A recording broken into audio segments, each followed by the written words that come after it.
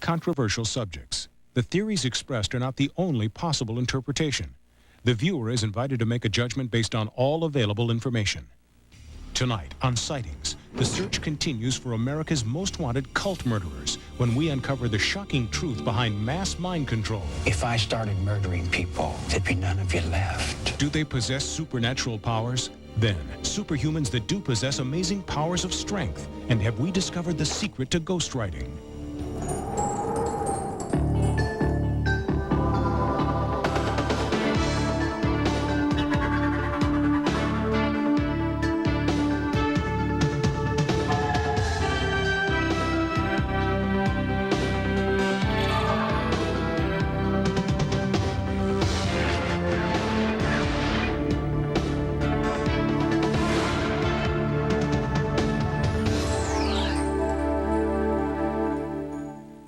Welcome to Sightings. I'm Tim White.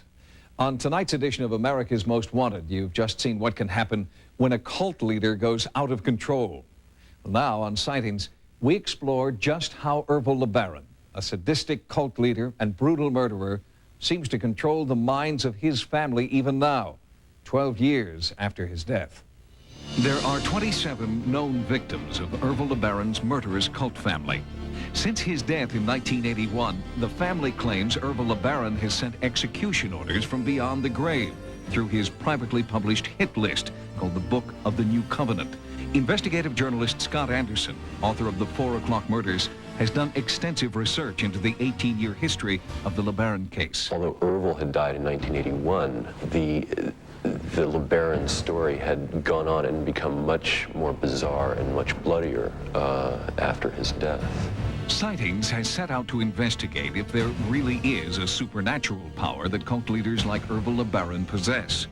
What is behind the mystery of mind control? And what makes someone give up their rational mind to follow an irrational cult leader? Outrage and shock. We feel it time and time again when cult members perform heinous crimes. Why then are so many drawn into cults?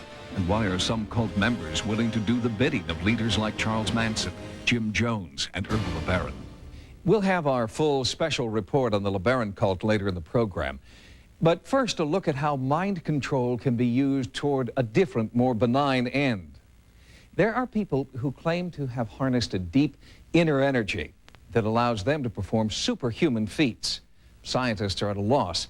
They can't explain the source of these mysterious powers. It's not a phenomenon exclusive to the West. In almost every culture throughout the world, there are people who appear to have superhuman powers.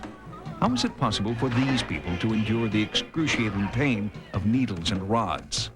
Where does the strength come from that enables this man to pull an airplane single-handedly?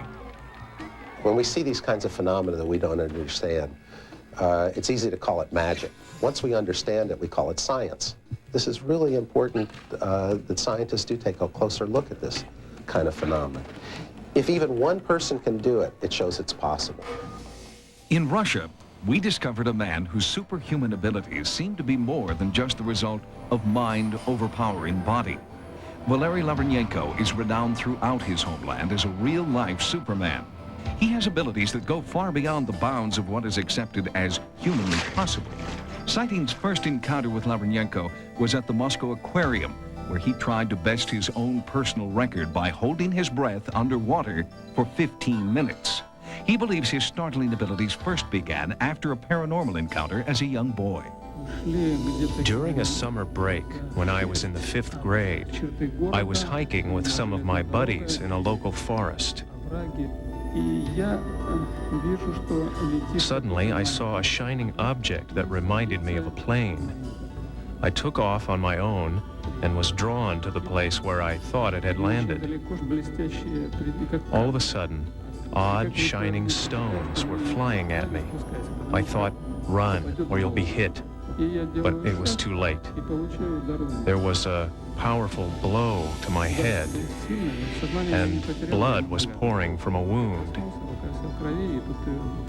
For years, it was a mystery to me, until recently, when information about UFOs was allowed to surface in Russia.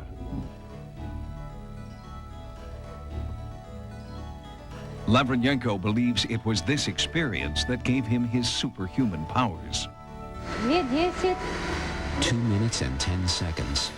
Lavrenyenko's constant companions are his wife Natasha and his son Edward. Sightings brought them to Moscow to meet with our team of doctors, investigators, and researchers. Here, they observe what appears to be electrical impulse coming through a heated needle in his forearm. The same energy also seems to flow through his finger and burn a newspaper.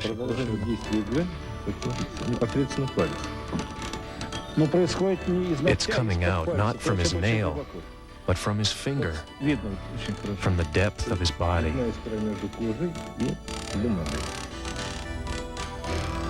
A burn like this can only be caused by electricity, and to explain this is impossible.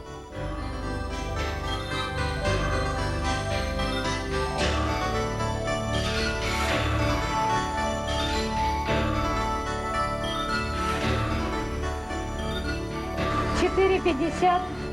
4 minutes, 50 seconds. On the outskirts of Moscow, at the central train depot, Lavrenyenko agrees to demonstrate another feat of strength and endurance. It was hard for our investigators to believe that one man could pull a 30-ton train up an incline. But they were even more astounded to see how he planned to pull the equivalent of nearly 60 tons of weight. It was a feat no one in our team had ever witnessed. A warning: the following is not for the squeamish, and Sightings cautions that no attempt should be made to duplicate this experiment in any way.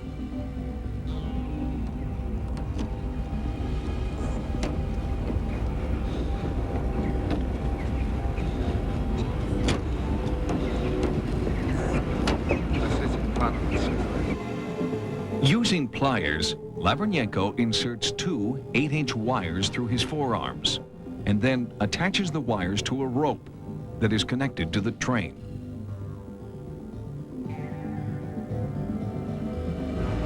At first, he is unable to move the train.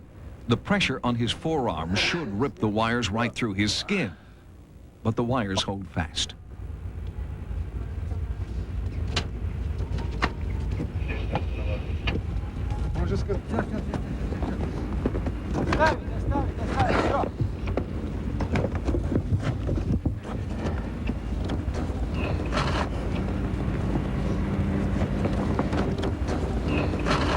Despite the fact that he is pulling the equivalent of 60 tons, Lavrenyenko barely bleeds, and the wires remain intact.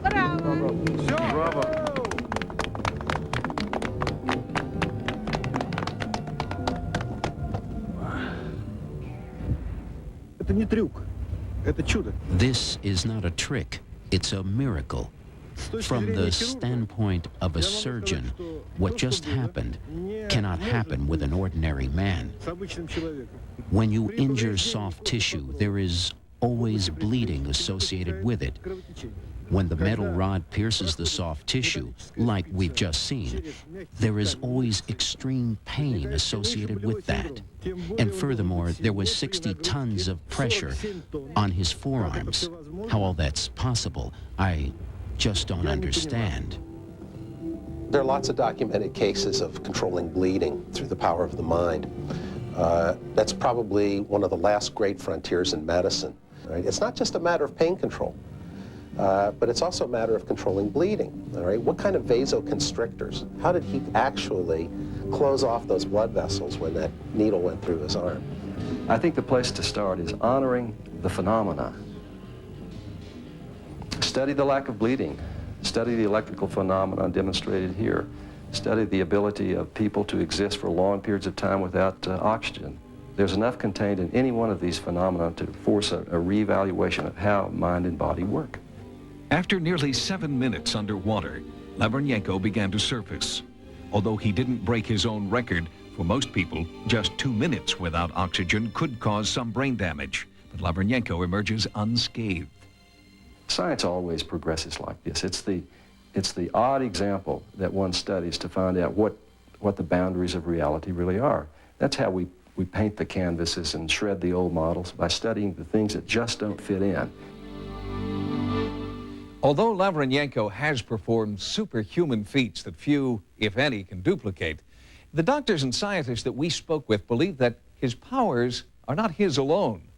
They suggest that all of us have the same potential to control pain, endure physical stress, and achieve a greater degree of strength. In the future, we may all learn how to use our minds to unlock our full physical potential. Coming up, what supernatural powers of mind control do cult leaders possess? If I started murdering people, there'd be none of you left. The shocking investigation next. Now we return to our special report on Ervil LeBaron, the man whom some believe demonstrates the power to give execution orders from beyond the grave. It's a sad fact that LeBaron's use of mind control is nothing new in the annals of crime.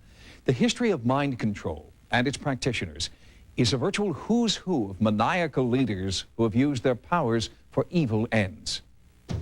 It's been estimated that there are over 5,000 cults operating in the United States today. While their members remain devoted, some cults are dangerous, even deadly. For the first 30 years of her life, Peggy Hill claims she was held captive by a mysterious force in her own family. I was taught that I was a very powerful being, that I had to be very, very careful because I could kill somebody with my thoughts. That's a pretty heavy burden for a kid to live with. And that was from mind control. Through therapy, Peggy has recalled a frightening childhood where she was forced to participate in satanic rituals with other cult members. It was being pulled out of bed in the middle of the night to go do a moon ceremony. It was being dropped off by my mother for a 48-hour ritual in a closed observatory with strangers. Here I am, I'm naked, and I'm a little kid. Experts estimate that some form of mind control is influencing as many as 20 million people in cults around the world. Just how do cult leaders gain control over their victims' minds? Is it only the weak who succumb? Or are all of us susceptible to the control of powerful cult leaders? And what is the source of a leader's power? Some insist it is supernatural in origin. Others believe it is the result of sleep deprivation, hypnosis, monotonous drills, and the practice of isolating the victim to gain control over the mind. Dr. Margaret Singer, professor of psychology at the University of California at Berkeley, has been researching brainwashing for the past 48 years and is one of the nation's leading experts on mind control. We're all susceptible to getting recruited into a cult, to being exposed to a mind control program. Not everyone that's recruited into a cult or exposed to a mind control program stays for very long. But we're all vulnerable. You don't have to argue people into mind control. Quite the opposite. You sweet talk them. And you deceptively sweet talk them in to coming along with you to join your group. The power of a cult leader can be so strong that certain members will do just about anything, including murder, for the person they believe is more important and powerful than a god. I testified in one trial where a cult leader had carried out her orders at, quote, making the child submit, making the child surrender, and they had beaten the child for 2.5 hours, and the child died. And the parents who did it were, when I interviewed them, remorseful and knew that for all time they had to live with that. In 1967, at the age of 19, Dennis Ehrlich joined a very well-funded, well-known cult. He escaped with his family after 15 grueling years, but not before he had risen to the very upper echelon of power within the cult. I walked in, you know, sort of a confused young man, but very nice, you know what I mean? A person who wouldn't harm a fly. I've been hit and haven't hit back many times in my life. And I came out of there just a vicious, you know, who was used to shoving people around and getting compliance, if you understand what I mean. Making things happen, making it go right, and not caring what I had to do it. So I had quite a bit of power and responsibility within the organization. I would liken my position to the quality control officer in a brainwashing factory. Yeah, I'm the guy who makes sure all the brainwashing is standard. The worst of it is the kidnappings that occur, the brutal mental treatment of people in dark corners of their building where they're pounded by 5 or 6 people to confess certain crimes, the kind of mental punishment that breaks a person because he has nowhere to go. When Dennis objected, he himself was severely punished. I was locked under guard in a sub-basement of the Fort Harrison Hotel in Clearwater, Florida, for 10 days. A place where somebody like Jeffrey Dahmer would bring their victims to do their thing to them. A scary place to be locked or under guard. Dennis finally had the courage to take his family and walk away from the cult he had given his life savings to, the cult he had called home for 15 years. I could not have pulled myself from the orbit that I was in and pulled my family from that orbit were it not for something in me that says you cannot put your children through what you're willing to go through. Dennis credits the counseling he received from the Cult Awareness Network with saving his life and the lives of his family. One of the network's directors is Patricia Ryan. My father, Congressman Leo Ryan, was assassinated by Jim Jones's People's Temple members in 1978 in Jonestown, Guyana. That's the incident that most people associate with the dangers of cults. But it wasn't until 4 or 5 years later that I got involved with the Cult Awareness Network, and that was really as a result of my sisters joining a cult shortly after my father's murder. Since then, Patricia Ryan has devoted her life to helping victims of the People's Temple and other dangerous cults overcome the lasting effects of mind control. It's amazing what people will do in order to get somebody else's approval. And if you're not a real strong person and you're not real aware of what's happening to you, that's the first step to a long line of things that you never in a million years would have believed that you would have been capable of. I have been through hell with this. I just want to warn people away from it, stay away from it. I wasted 25 years of my life, 15 years in and 10 more years to recover from this. And I just have to start all over like a new person. We have to, as a society, remain aware that the cult phenomenon is still with us and is ever present and is a danger always. Awareness is just the first step to eliminating murderous cults. Until we find a way to neutralize the influence of cult leaders, they will continue to be a danger. Believe me, if I started murdering people, there'd be none of you left. Joining us now is Dick Forbes, Assistant Chief Investigator for the Salt Lake County Attorney's Office. Lieutenant Forbes has been investigating the LeBaron cult for the past 18 years. Lieutenant Forbes, thanks for being with us. Thank you. Ervil LeBaron exercised mind control over his followers, and he had specific techniques. What were they? Basically, the way he controlled people, Tim, was first of all, he was a very powerful communicator. He had influence over people. He was a good salesman. He would separate people from society once he had convinced them that he was right, and that way the only input that they had was from the cult and from him rather than from the outside. He would then create paranoia within those individuals' minds, making them believe there were enemies out there that wanted to get them, that he was their only protector. He would then infect them with his own teachings and beliefs, making them believe that he had supernatural powers, if you will, or that he spoke directly to God, and that what he told them was absolutely right. Ervil LeBaron was not the only cult leader to claim that his powers were supernatural. Have you seen this evidenced in other contemporary cult leaders? Yes, I have. In the studies that I've made of several groups, I think Jimmy Jones exhibited that, and you can see where he took those people. He separated them down in Ghana. And Charles Manson, he took his group to the Spahn Ranch. Is the LeBaron cult finished now? I think it's effectively neutralized at the moment. There are 2 individuals that are still fugitives, Aaron LeBaron and Tarsa LeBaron, who we believe probably are in Mexico, who are dangerous in my opinion and can still wield influence over other members of the family. But I think, as I mentioned before, they're probably effectively neutralized right now, and hopefully we'll be able to apprehend and prosecute those other 2, which I think will certainly slow it down. Lieutenant Dick Forbes, thank you very much for being with us. Thank you, Tim. And we'll be right back with more Sightings in just a moment. When we return, Are there spirits here? have we discovered the secret of the Polaroid ghostwriter? A special update next.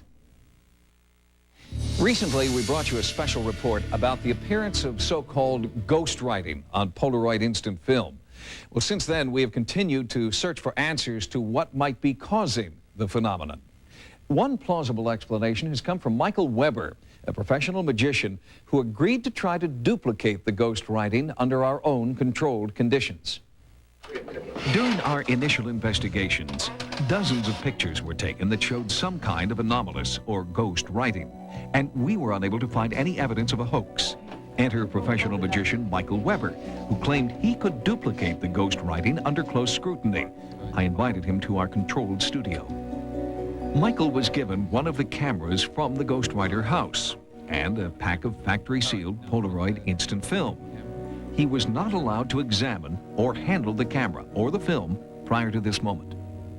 You can ask the question either before or after I take the photograph. I'm going to ask the question before. Okay. Are there spirits here? We'll leave the camera right here so you can keep an eye on that. All right, I'm going to turn it to the camera. Okay, it's coming up now, and it says, "We are here." I can produce identical, if not very similar results by completely natural scientific means. And all that does is put everybody back at square one, where either possibility, the possibility of spirit manifestations or the possibility of some other means, are on equal playing ground. Although Michael Weber produced his own ghostwriting, he does not rule out the possibility that the phenomenon could have a supernatural origin. Our investigation continues. If you've had a paranormal experience, call our Sightings hotline at 1-900-740-SIGHT. Each call 75 cents a minute. Average call lasts 2 minutes, and you must be 18 years or older. Again, the Sightings hotline is 1-900-740-7483. Join us next time for new investigations into the unexplained. For Sightings, I'm Tim White.